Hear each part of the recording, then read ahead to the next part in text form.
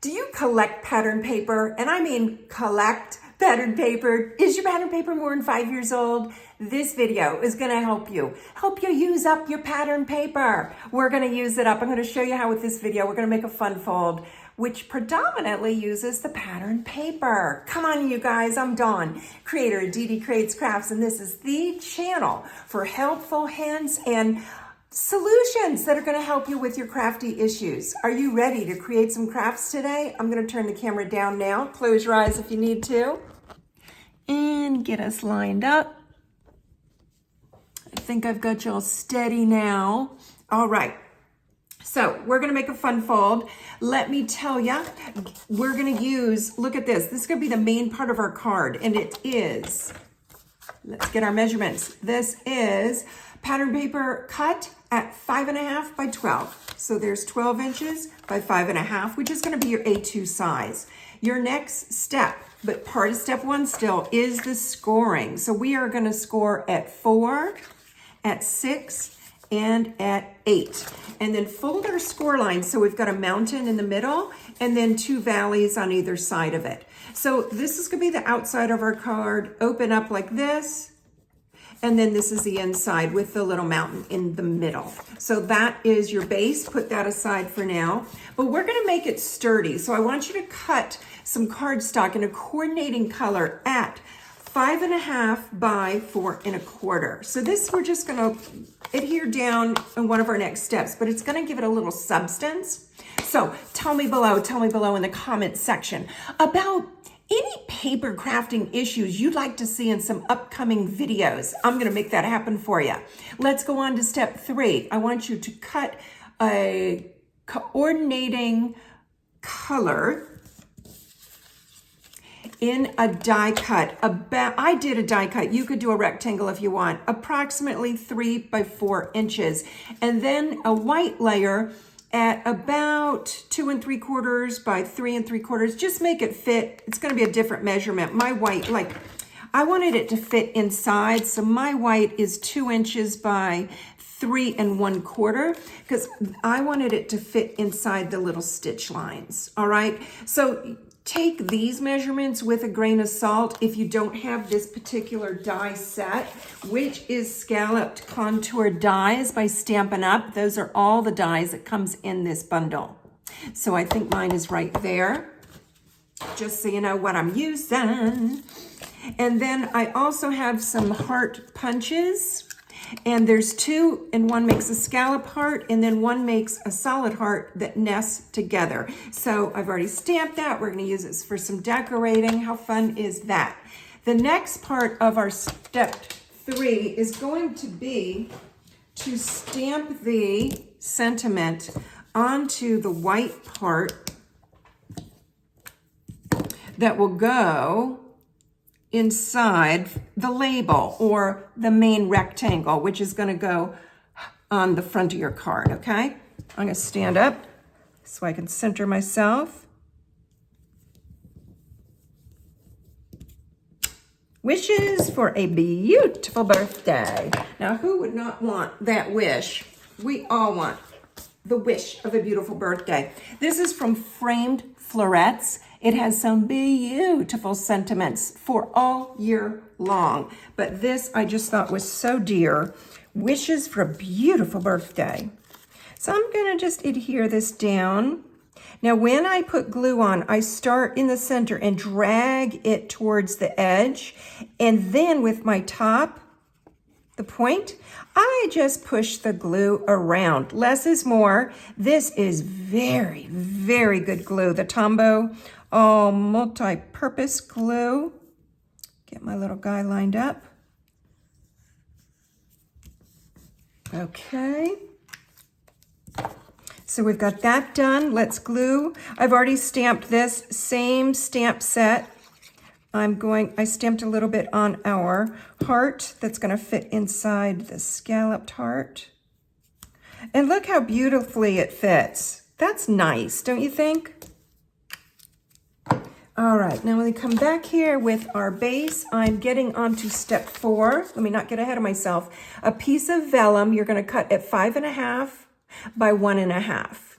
And this we're gonna decorate the front of our card with. Let's go ahead and do that now. I want mine a little to the left where one of the folds is.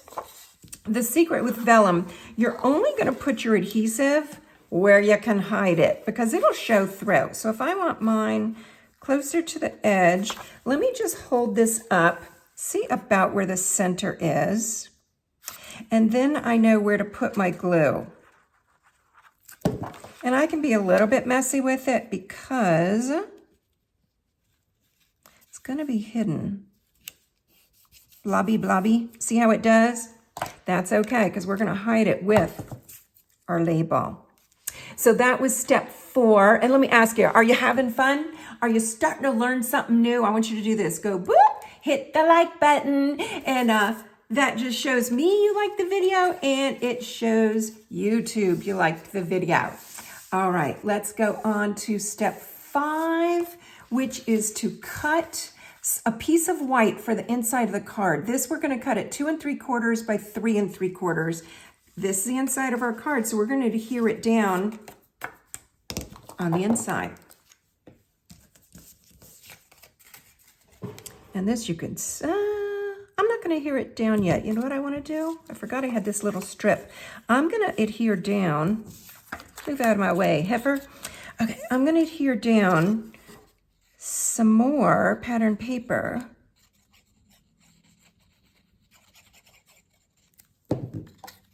onto my white cardstock that's going to go on the inside of the card. I'm eyeballing it, but extending it just a little beyond the card, and then I'll flip the card over, use it like a template, give it a little haircut, like so. And you could just leave that on the bottom, or you could repeat it and do it at the top as well. Does not matter at all. I think I like it just at the bottom, a little simpler. And that's going to get adhered down on the inside of your card. This is still part of your step 5. I like to go in steps. I like to tell you what each layer, where it's going next. Like, gosh, if I get a bunch of measurements and then they don't really make sense to me, I like to know, well, this measurement, this cardstock is going to be layered on top of that cardstock. That, to me, is crystal clear, makes sense. It's just fun. For me, it's just fun. So we did that, and then what we're going to do, let's put our little label or our punch, whatever you want to call it. This is going on the inside, and glue only on half because we don't want it. Matter of fact, I'm going to open it up and let me see about in the middle. Okay, that helps me. I'm going to make mine crooked because I can. What I did was fold it so this part was out of the way in case my glue extended too much, and I see a little bit right there. I would not glue my card closed. This is a silicone craft mat. Nothing sticks to this. Nothing! Not glue, not tape runner, not tear and tape, not the hot glue, not the other thing we use, which I can't remember right now, but it is such good stuff. Now I'm going to glue this down, which the fold is going to go right to the edge. It's going to give us a little margin over here. I'm going to do 2 things. I am going to put, just to hold it really, really good, some tear and tape on the edge of this pretty cardstock. Burnish it down real good. Now I have to tell you, because you can see Stampin' Up, all my craft supplies I use in the video are Stampin' Up products. I'll put the ordering link for anything that you may fall in love with and can't live without in the description section below. Yes, yes, yes, I'm an independent Stampin' Up demonstrator, so I'm a little biased when it comes to these products, but I'm hoping to make you biased as well and make you fall in love with them. Now what I'm doing, I am lining this up with the edges, the little edges that pop up, and I'm taking this part and I'm gonna line it up and push it right into that edge to get it perfectly lined up. Cool, huh? So now I don't know if you're thinking this, but I'm thinking it. And the only reason I'm thinking it is I discovered it in my sample. I did my nice tear and tape on that end. Well, guess what? This little heifer's sticking up. So I'm going to put some glue, starting in the middle, dragging it to the edge on my pattern paper. So the rest of it will stick nicely, nicely, nicely to my base solid cardstock, which is going to make it stand up so beautifully. Now, we're getting towards the end, so I want to show you my sample card. Here we go. Here's a sample that I made, and it opens like a regular card, but then you've got the nice fun fold in the middle. And I just fussy cut the bicycle. That was my punch, same label, and that is that. So I'm going to put that right here in the corner for you. And I'm debating where I want my pretty ribbon for this card. Do I want to do the same thing? Or do I want to just tie a bow and put a bow on the bottom there? I'm leaning towards that. Let me see how that does. This is thicker ribbon. It would make a beautiful little layer stretched out like we're going to do. However, okay, not too bad. I actually like it. It's nice and crisp. I honestly was concerned the ribbon would be a little too thick to make a lovely, lovely bow, but I have to tell you, let me pull it a little. I'm liking the bow. Come this way. Goodness, I can't figure it out. There we go. My loop was not as quite as long as I would like it to be. So that's what I was tugging on. So let's just give it a little haircut. Let's give eyeballs so I kind of sort of know which direction. Give that a haircut. And dimensionals for our label. We are almost done. We're wrapping it up. What do you think so far? Do you like this card? Are you going to make this card? I thought you'd like it for this particular, hey, let's wean down our cardstock collection.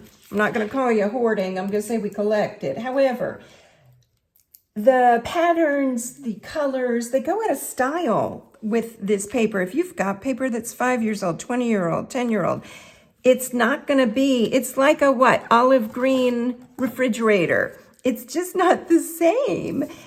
And our kids don't want it. They don't want it. Think about things we've collected, Hummels and even Beanie Babies. They're Beanie Babies. Well, they never get old. But there's stuff we all collected that our kids don't want, y'all. They don't want them. Oh, I'm going to put it right there. That looks so pretty. So pretty. I like it. I like it. Okay. So now we've got our 2 cards. It opens like this. It's got that sweet little heart and then a place to do the sentiment. Same with this one. The paper's so cute, I just can't stand it. Now this is new paper, so if you've hoarded paper that's 20 years old, how do you justify ordering some new paper? Because you can't live without it, because look at it, look at it.